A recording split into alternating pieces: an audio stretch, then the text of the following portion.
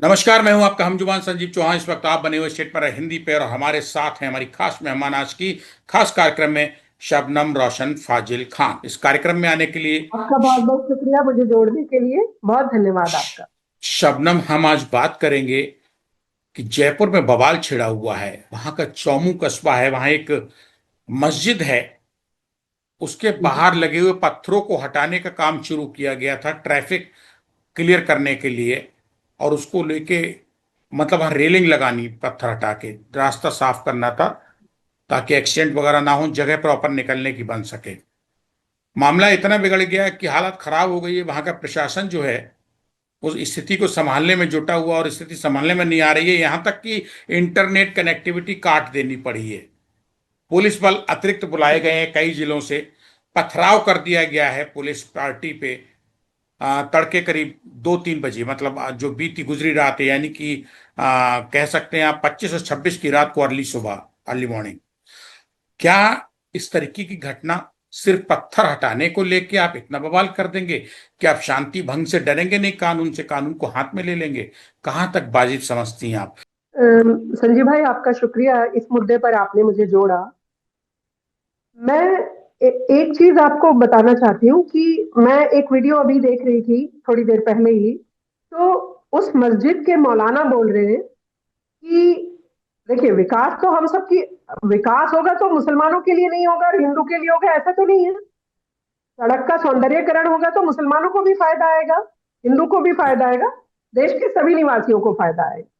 मैं अभी एक वीडियो देख रही थी, उसमें उन्होंने कहा कि प्रशासन ने हमसे बात करके जो आप कह रहे हैं वो लगाने की कोशिश की, और कोई सरिया गाड़ा और फिर उसे हटा भी दिया गया। उसको उन्होंने हटा दिया। कोई और शायद दिमाग में होगा कोई और अच्छी चीज करने का, किसी और अच्छी तरीके से किया जाए। पर उन्होंने कहा कि इससे, जब उन्होंने वो हटाया, तो मैं आपको कुछ सुनाना भी चाहती हूँ। जो काम हुआ है पुलिस प्रशासन की देख रेख में काम हुआ है। पुलिस प्रशासन की देख रेख में हमारा मुस्लिम समुदाय पुलिस के हर बात को मानते हुए मान गया। पुलिस प्रशासन ने पहले नीचे देखी, ये चैनल डलवा करके यहाँ पे फिर वो बैरिकेडिंग लगा दी थी, यहाँ चैनल लगवा करके। उसके बाद जी। जी। ये 3 वजह पथराव के पीछे वजह क्या है? पथराव की पथराव वजह। की वजह ये थी जी। क्योंकि हमारी यथास्थिति हो नहीं पा रही थी। और प्रशासन आपका काम जो पहले उन्होंने निर्माण किया, काम तो विकास के लिए ही हो रहा है ना, इससे तो अभी को फायदा होगा और स्थानीय लोगों को फायदा होगा। आपत्ति क्या है? विकास के लिए पहले तो उन्होंने ये स्टडी करवाया था ना फिर। मैं आपको ये जी। जी। जी। बताना चाह रही हूँ कि उन्होंने उन्होंने कहा कि फिर कुछ लोग जो थे वो नाराज हो गए। उनको लगा कि मस्जिद तोड़ने के लिए आए हैं।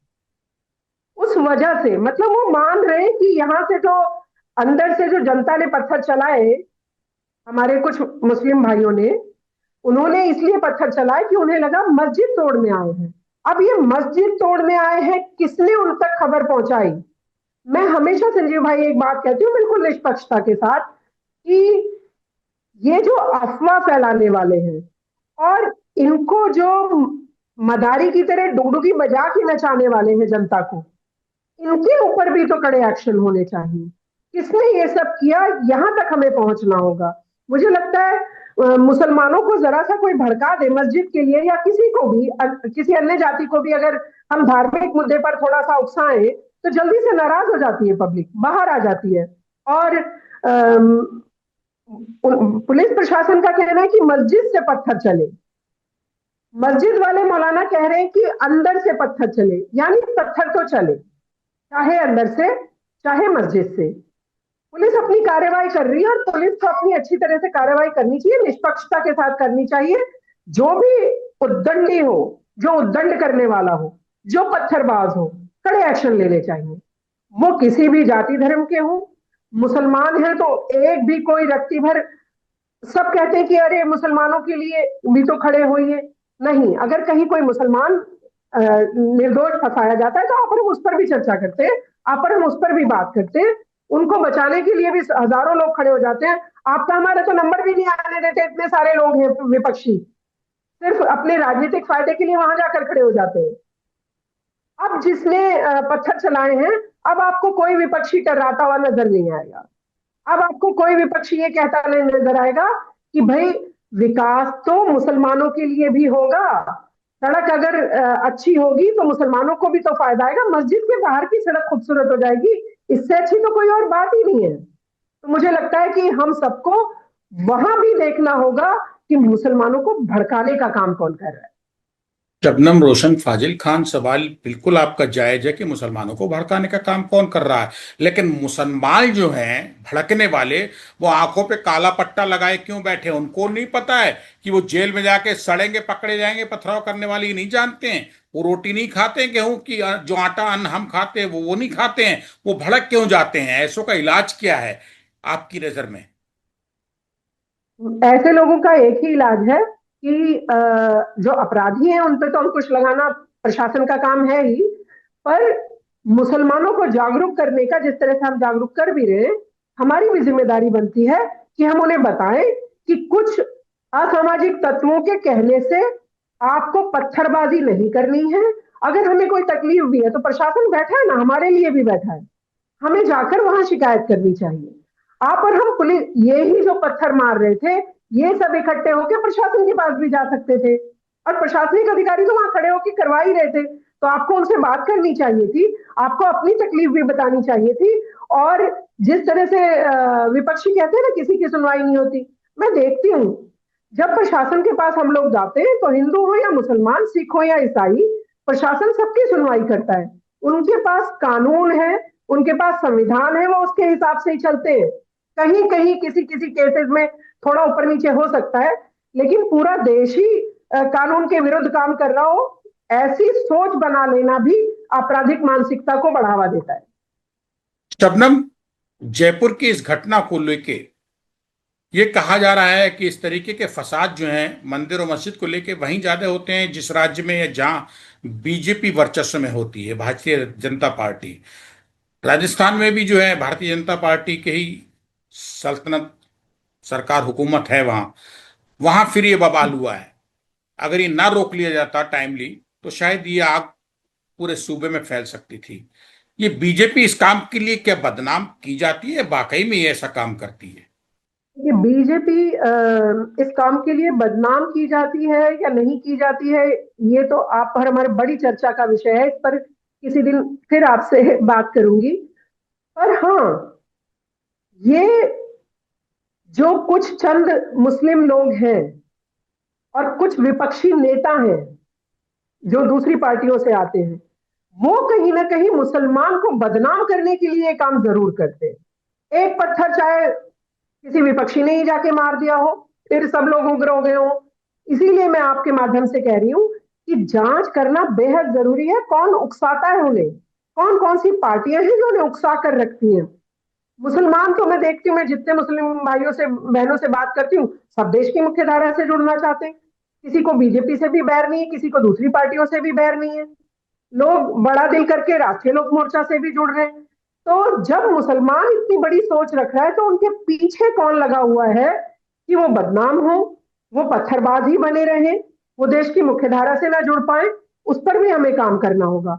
और मैं सारे मुस्लिम भाइयों को आपके माध्यम से संजीव भाई एक संदेश देना चाहती हूँ, मत आइए किसी की बातों में, थोड़ा सा अकल का भी इस्तेमाल करिए, थोड़ी सोच खुली करिए।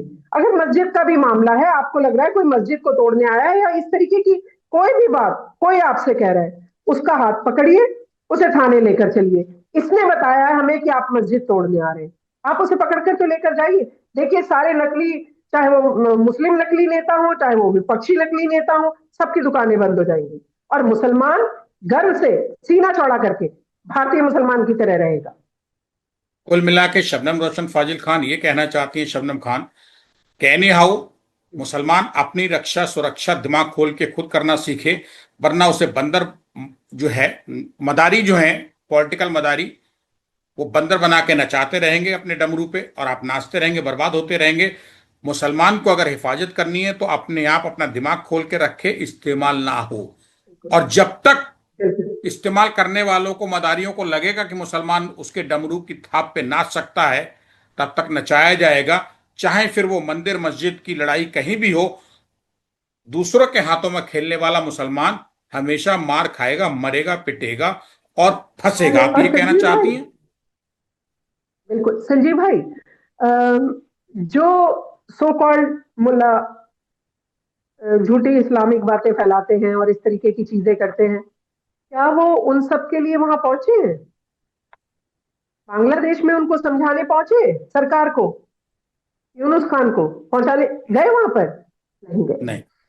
क्या यहाँ जयपुर पहुंच गए वो सारे मुल्ला और ये सब पार्टियां कि नहीं नहीं प्यार से रहिए? आपने कभी इनके मुंह से प्यार शब्द नहीं सुना होगा, आपने कभी एकता का शब्द नहीं सुना होगा।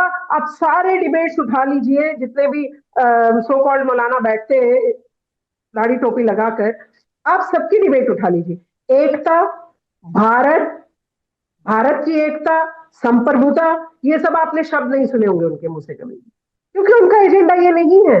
उनका एजेंडा भारत को मजबूत करना नहीं है, उनका एजेंडा है सिर्फ अपनी दुकानें खोलकर रखना और मुस्लिम समुदाय को बदनाम करना। आप और हम बीजेपी की तरफ कह रहे हैं, मैं दावे के साथ कह रही हूं, भारतीय जनता पार्टी निष्पक्षता से सबको प्रेम प्यार से एक साथ लेकर चल रही है। अगर कोई गलत कर रहा है तो उसको सजा मिलती है, पर शबनम, मुस्लिम जो लीडर्स हैं हमारे, उन्होंने कभी भी हम लोगों को भारत की एकता संप्रभुता की बात नहीं समझाई। कहीं भी देश में, चाहे तो वो चौमू कस्बे में मस्जिद के बाहर हुआ बवाल पथराव जयपुर में हो, या फिर इस मेट्रो तरीके का के, मामला हो, या फिर इस तरीके, हाँ, या फिर इस तरीके के बवाल, मतलब जो मुल्ला मौलवी हैं जो इस्लाम को सिर्फ बेच रहे हैं अपने स्वार्थ के लिए, कुरान से आंखें बंद किए बैठे रहते हैं, वो डमरू बजा रहे हैं उन मुसलमानों को लेके नचाने के लिए जो ना इधर में और ना चंद उधर में अपना मुसलमानों को खुद, लेकर। चंद मुसलमान जो अपना भला खुद नहीं सोच सकते हैं। कुल जमा शबनम खान यही कहना चाहती हैं कि मुसलमान अपना हित खुद देखें, ना कि मुल्ला और मौलवियों पे निर्भर हों, तो सेफ रहेंगे, सुरक्षित रहेंगे। शुक्रिया शबनम खान। स्टेट में हिंदी के लिए संजीव चौहान से जयपुर में, जयपुर के चौमू कस्बे में मस्जिद के बाहर हुए बवाल को लेके बहुत संतुलित सधी हुई बात करने के लिए धन्यवाद। बहुत शुक्रिया संजीव भाई आपका, स्टेट मिरर का भी बहुत शुक्रिया।